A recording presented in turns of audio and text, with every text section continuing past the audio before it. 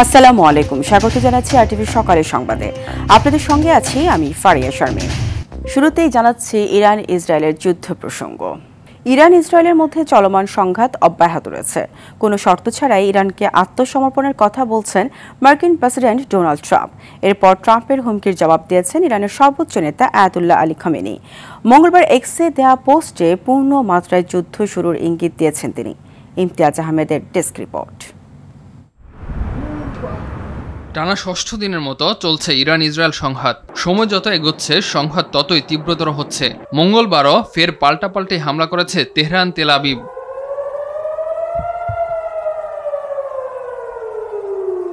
একে অপরের বিরুদ্ধে করা হামলায় দুই দেশই বিপর্যস্ত। 3 দিনের জন্য বন্ধ ঘোষণা করা হয়েছে জেরুজালেমের মার্কিন দূতাবাস। মঙ্গলবার কয়েক মিনিটের মধ্যে পরপর নিজের সামাজিক মাধ্যম ট্রুথ সোশ্যালে ইরান সম্পর্কিত বেশ কয়েকটি পোস্ট দিয়েছেন মার্কিন প্রেসিডেন্ট ডোনাল্ড ট্রাম্প, যেখানে ট্রাম্প দাবি করেন ইরানের সর্বোচ্চ নেতা আয়াতুল্লাহ আলী খামেনি কোথায় আছেন তা তিনি জানেন। ইরানের আকাশের নিয়ন্ত্রণ নিজেদের নিয়ন্ত্রণে রাখারও কথা জানান ট্রাম্প। নানা গুঞ্জনের মধ্যে মুখ খুলেছেন ইরানের সর্বোচ্চ নেতা আয়াতুল্লাহ আলী খামেনি। এক্সে করা এক পোস্টে ট্রাম্প ইসরায়েল ও পশ্চিমাদের উদ্দেশ্য করে দেয়া বার্তায় যুদ্ধ শুরুর কথা জানান আলী খামেনি। ইরানের বিরুদ্ধে সামরিক পদক্ষেপের কথা ভাবছে যুক্তরাষ্ট্র। মধ্যপ্রাচ্যের চলমান উত্তেজনার মধ্যে ইরানের পারমাণবিক স্থাপনায় হামলায় ইসরায়েলের সঙ্গে যোগ দিতে পারে দেশটি, এমন ইঙ্গিত দিয়েছেন মার্কিন প্রেসিডেন্ট ডোনাল্ড ট্রাম্প। যুদ্ধ বেঁধে দিয়ে এক মুখে দুই কথা বলছেন ট্রাম্প। এ যেন দুমুখ সাপের আচরণ। একদিকে ইসরায়েলকে ইন্ধন যুগে ইরানে হামলা করাচ্ছেন, আবার যুদ্ধ বন্ধের কথাও বলছেন। মঙ্গলবার G7 সামিট থেকে ফেরার পথে চিরপ্রতিদ্বন্দ্বী দুই দেশ ইসরায়েল এবং ইরানের মধ্যে সংঘাতের একটা সত্যিকার অবসানের লক্ষ্যে কাজ করে যাওয়ার কথা বলেন তিনি। বর্তমানে ইরানের আকাশের পুরোপুরি নিয়ন্ত্রণ আমাদের হাতে আছে। ইমতিয়াজ আহমেদ, আরটিভি। দেশে গত 24 ঘন্টায় করোনা ভাইরাসে আরও 2 জনের মৃত্যু হয়েছে। এই সময় করোনা ভাইরাস শনাক্ত হয়েছে আরও 18 জনের দেহে। স্বাস্থ্য অধিদপ্তর এক বিজ্ঞপ্তিতে জানায়, গত 24 ঘন্টায় 312 জনের নমুনা পরীক্ষা করা হয়। এর মধ্যে করোনা শনাক্তের হার 5.77%। চলতি বছর এখন পর্যন্ত করোনায় মৃত্যু হয়েছে 7 জনের, আর ভাইরাস শনাক্ত হয়েছে 331 জনের শরীরে। এদিকে করোনার সংক্রমণ প্রতিরোধে স্বাস্থ্য অধিদপ্তর জনসাধারণকে স্বাস্থ্যবিধি মেনে চলার নির্দেশনা দিলেও তা নিয়ে দেখা দিয়েছে চরম উদাসীনতা।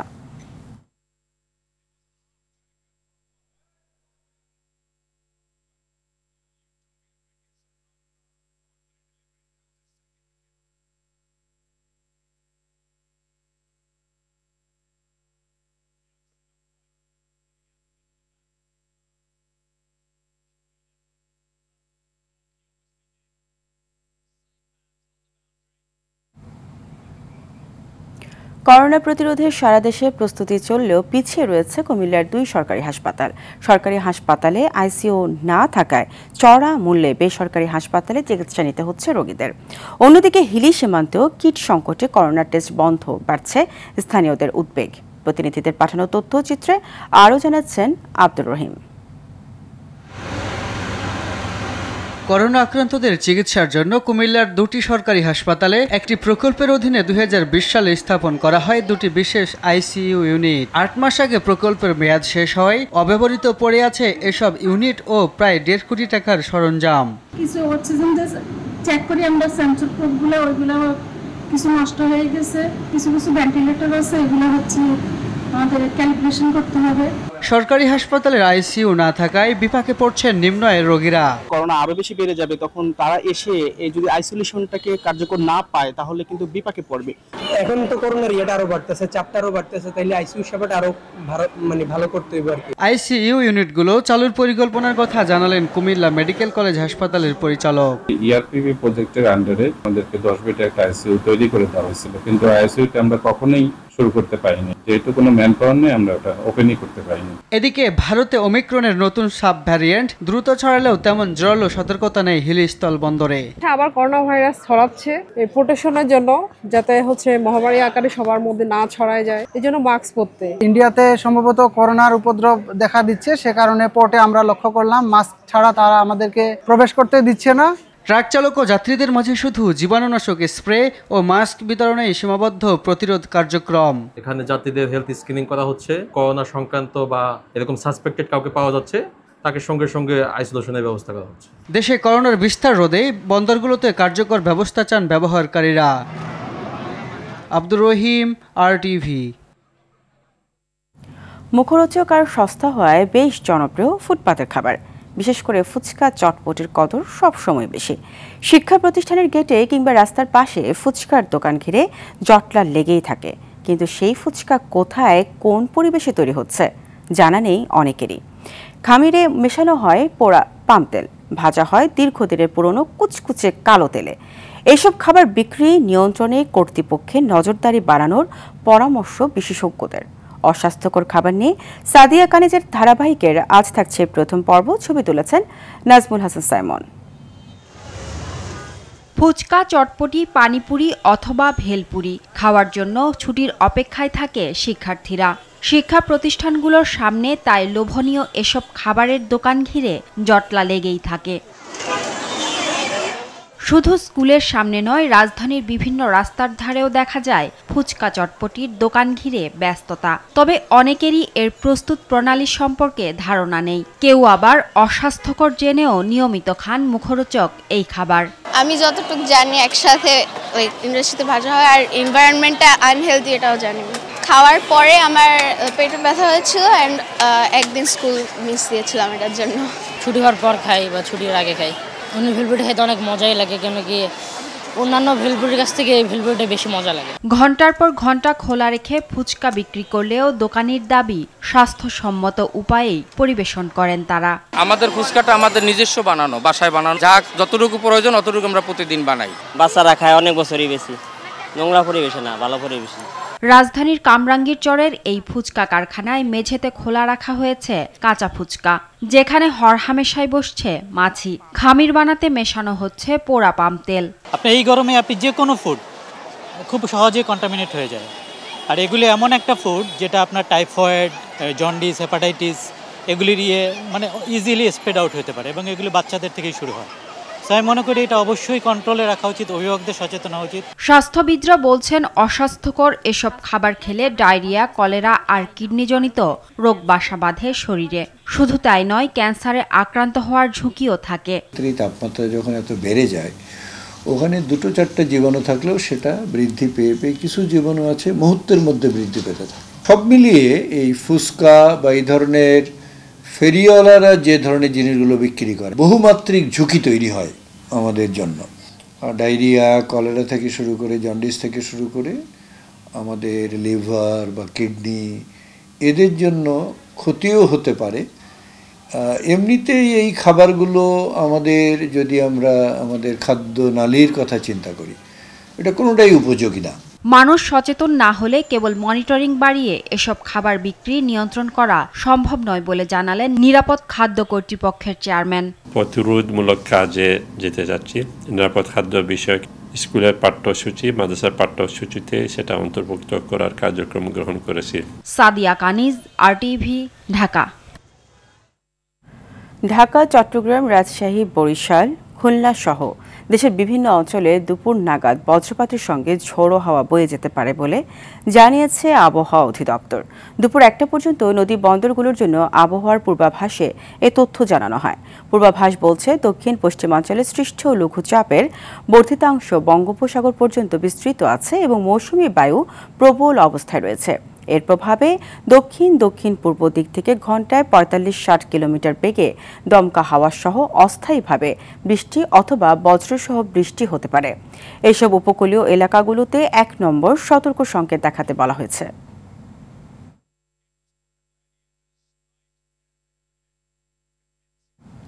দর্শক, আবহাওয়ার খবর জানাতে চট্টগ্রাম থেকে সরাসরি যুক্ত হচ্ছেন সহকর্মী সাইফুল মাহমুদ।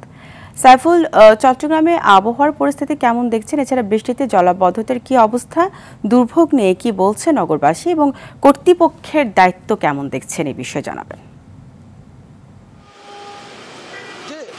আসলে যেমনটি বলেছেন, চট্টগ্রামে গত 24 ঘন্টায় 82.6 মিলিমিটার বৃষ্টিপাত রেকর্ড করেছেন আবহাওয়া অধিদপ্তর এবং একই সাথে চট্টগ্রামের বেশ কিছু নিম্নাঞ্চল কিন্তু এই মুহূর্তে কিন্তু আসলে জলাবদ্ধতা সৃষ্টি হয়েছে। আমরা আপনাদেরকে একটু দেখানোর চেষ্টা করছি। আসলে এটা জিসি মোড় এলাকা, এর আগে এখানে রিসপাহানি মোড় এবং আগ্রাবাদ, বাদুরতলা যেই নিম্নাঞ্চলগুলো আছে সেগুলো কিন্তু আসলে বৃষ্টির পানিতে জলাবদ্ধতা সৃষ্টি হয়েছে।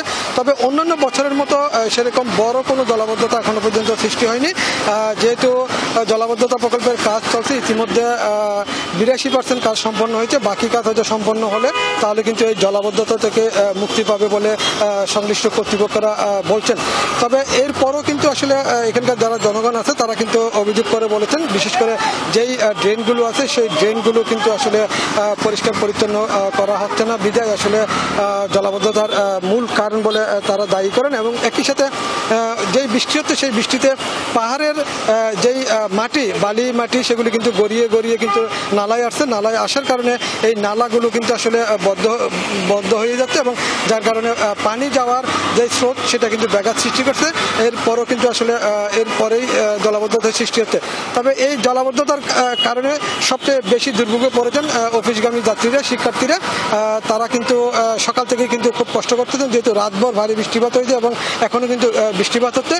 তারা জানিয়েছেন আসলে তারা সকালেই কিন্তু আসলে কষ্ট করে অফিসে যেতে হয়েছে। আর এই সুযোগটি নিয়েছেন গাড়ি চালকরা, তারা কিন্তু ভাড়া দ্বিগুণ করে দিয়েছেন বলে যাত্রীরা অভিযোগ করেছেন। তবে সংশ্লিষ্ট কর্তৃপক্ষ বলছেন জলাবদ্ধতা প্রকল্পের তার কাজ চলছে, খুব দ্রুত সময়ের মধ্যে হয়তো শেষ হবে।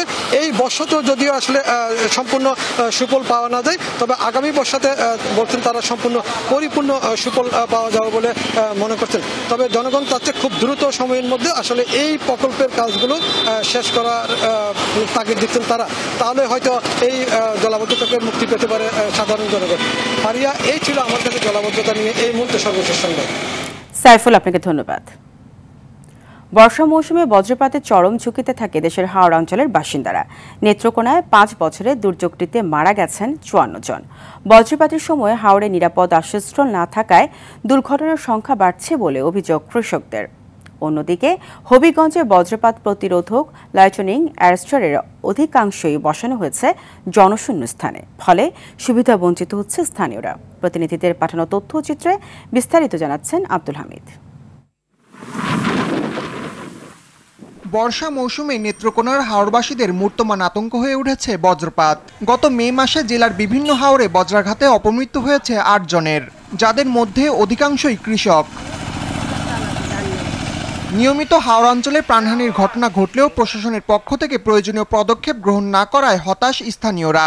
হাওড়ের মধ্যে মনে কষ্ট করে খুব কাজ করি, বলে যে বিরাট বড় হাওর, যখন বজ্রপাত শুরু হয় তখন তারা নিরাপদ আশ্রয়ে পৌঁছার মতো কোনো সুযোগ খুঁজে পায় না।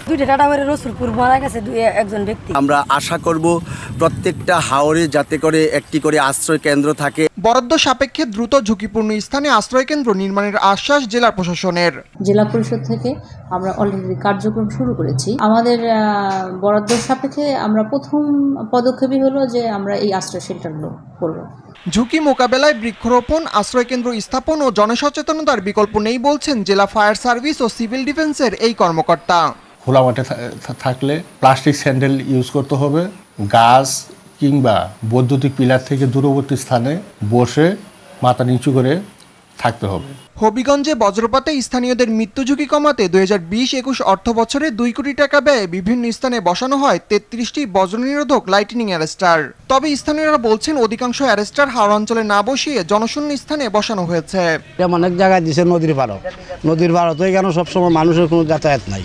সাধারণ যে মানুষগুলো আছে, কৃষক হল হাওরে, প্রতিটা হাওরে একটা করে এগুলা দেওয়ার দরকার ছিল। অ্যারেস্টারগুলো মেরামত ও আশ্রয় কেন্দ্র নির্মাণ সময় সাপেক্ষ বলে জানান জেলা প্রশাসক ডক্টর মোহাম্মদ ফরিদুর রহমান। আমরা স্থানীয়ভাবে কয়েকটা আশ্রয়কেন্দ্র এভাবে নির্মাণের উদ্যোগ গ্রহণ করেছি, কারণ ব্যাপক এলাকা তো সব কভারেজ আনার জন্য দীর্ঘ সময়ের প্রয়োজন। পর্যাপ্ত আশ্রয়কেন্দ্র, লাইটিনিং অ্যারেস্টার ও বিস্তীর্ণ এলাকায় গাছপালা না থাকায় প্রতিনিয়ত বজ্রপাতে হতাহতের সংখ্যা বাড়ছে হাওড়া অঞ্চলে। দুর্ঘটনা এড়াতে দ্রুত প্রয়োজনীয় পদক্ষেপ গ্রহণের দাবি স্থানীয় বাসিন্দাদের। আব্দুল হামিদ, RTV। চট্টগ্রামের সীতাকুণ্ড ও মিরসরাইয়ের ঝর্ণাগুলো বর্ষায় পর্যটকদের আকর্ষণ করলেও নিরাপত্তাহীনতায় বাড়ছে প্রাণহানি। সম্প্রতি সশস্ত্র ধারা ও রূপসী ঝর্ণায় 2 ছাত্রের মৃত্যু হয়েছে। মিরসরায় 8 বছরে 25 জন এবং সীতাকুণ্ডে 2 বছরে 8 জন মারা গেছে। পর্যাপ্ত নিরাপত্তা ছাড়া দর্শনার্থীদের প্রবেশকেই দুষছেন এলাকাবাসী। পর্যটন নিরাপদ করতে দ্রুত কার্যকর ব্যবস্থা নেওয়ার দাবি তাদের। চট্টগ্রাম থেকে সাইফুল মাহমুদের পাঠানো তথ্যচিত্রে বিস্তারিত জানাচ্ছেন আব্দুর রহিম। বর্ষায় সৌন্দর্য উপভোগ করতে সারা দেশ থেকে ভ্রমণ পিপাসুরা সীতাকুণ্ড ও মিরসরাইয়ের খৈয়াছড়া, রূপসী, নাপিত্তাছড়া, সহস্রধারা, সুপ্তধারা, সোনাইছড়ি, বোয়ালিয়া ও মহামায়া ঝর্ণায় ভিড় করেন। তবে ঝুঁকিপূর্ণ স্থান চিহ্নিত না থাকায় এবং পর্যাপ্ত গাইড না থাকায় প্রতি বছরই দুর্ঘটনায় প্রাণ হারাচ্ছেন অনেক পর্যটক। রয়েছে পর্যটকদেরও অসচেতনতাও। প্রতি বছর ইজারা মূল্য বাড়লেও নিশ্চিত হয় না পর্যটক বান্ধব পরিবেশ। ঝর্ণাগুলোর ইজারাদার যারা আছেন তাদের নিশ্চয়ই এখানে অনেক গাফিলতি আছে। আর আমি বলবো যে পর্যটকরা যাবেন তারা অবশ্যই এখানে গাইড নিয়ে যাবেন। পর্যটক যারা যাচ্ছে ওখানে আসলে ভ্রমণ পিপাসীরা যারা যাচ্ছে তাদের আসলে উচিত এখানে গাইডলাইন নিয়ে যাওয়া। অভিযোগ রয়েছে ইজারাদাররা প্রবেশ ফি বাড়ালেও বাড়ান না সুযোগ সুবিধা ও নিরাপত্তা ব্যবস্থা। অন্যদিকে শুধু ঠিকাদার নিয়োগ দিয়েই দায় সারেন বন বিভাগ। টুরিস্ট পুলিশ নিয়োগ করার জন্য চিঠি দিয়েছে, ওনারা এখন টুরিস্ট পুলিশ নিয়োগ করেছে অলরেডি, তাদের ঘরবাড়ি করছে, তারা টুরিস্ট পুলিশ যাচ্ছে, ওদের কার্যক্রম শুরু হয়ে গেছে। আশা করি এটা কমে যাবে। ঝুঁকিপূর্ণ পথ বন্ধ, দক্ষ গাইড নিয়োগ এবং সচেতনতা বাড়ালেই দুর্ঘটনা কমানো সম্ভব বলে মনে করেন জেলা প্রশাসক। আমি নিজেদেরকে ডাকতেছি 2-4 দিনের ভেতরে, তখন তাদের সঙ্গে আমরা আলাদাভাবে কথা বলবো। যদি তাদের কোথাও কার্যক্রমে কোনো গাফিলতি মনে হয় তাহলে আমরা তাদের বিরুদ্ধে আইনানুগ ব্যবস্থা নেব।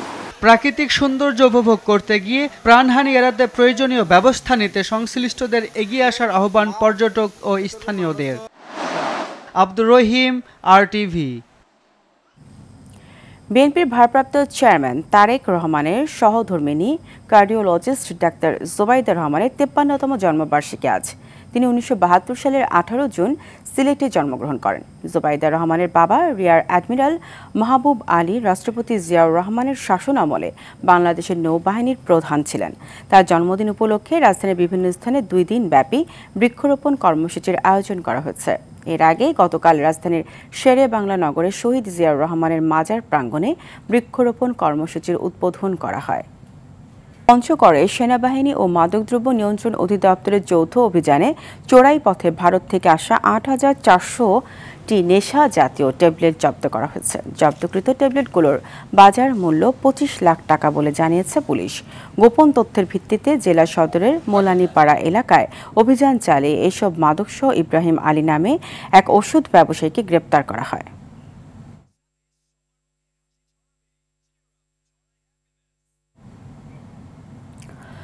যশোরের জিকরগাছা ও শার্শা উপজেলার বেথেনা নদী দখল করে মাছের ঘের তৈরি করার অভিযোগ উঠেছে। নদীর বিভিন্ন অংশে বাঁধ দিয়ে মাছ চাষ করায় ব্যাহত হচ্ছে পানি নিষ্কাশন। এতে জলাবদ্ধতার সৃষ্টি হচ্ছে অন্তত 30টি গ্রামে। বর্ষায় ফসলের ক্ষতির পাশাপাশি ভোগান্তিতে পড়েছেন কৃষকরা। বেনাপোল সংবাদদাতার তথ্যচিত্রে আরও জানাচ্ছেন ইফতেসামুল গনি। বেতনা নদী, যা বেগবতী বা বেত্রবতী নামেও পরিচিত, ভারতের ঝিনাইদহের মহেশপুর থেকে শুরু হয়ে যশোরের শার্শা উপজেলার লক্ষণপুর হয়ে নদীটি প্রবেশ করে বাংলাদেশে। এটি শার্শার শিকারপুর থেকে জিকরগাছার রাধানগর পর্যন্ত বিস্তৃত। বহুদিন ধরে নদীর বড় একটি অংশ দখল করে মাছ চাষ করছেন স্থানীয় প্রভাবশালীরা। ফলে প্রতি বছর বর্ষা মৌসুমে নদীর পানি উপচে ঢুকছে বাসাবাড়িতে। আবার কৃষকদের ফসলি জমি, মৎস্য খামার ও সবজি বাগান সহ বিনষ্ট হচ্ছে কোটি কোটি টাকার সম্পদ। অবৈধ স্থাপনা ও বাঁধের কারণে নদীতে স্রোত না থাকায় বিভিন্ন অংশ ভরে উঠেছে কচুরিপানায়, ছড়াচ্ছে দুর্গন্ধ। তাই দখলদারদের উচ্ছেদের দাবি স্থানীয় বাসিন্দাদের। এখন বর্তমান যে কষ্টের ভিতরে আছে, পানি পয়সে নষ্ট হয়ে এবং বিভিন্ন আবর্জনায় এর গর্ত কম হয়ে গেছে, এটা একটু কাটানোরও দরকার ছিল, এখনো পানি নিষ্কাশন হয় না ঠিক মতো। আমাদের এই বেতনা নদী সব ভরাট হয়ে গেছে এবং দখলদারদের কবলে চলে গেছে।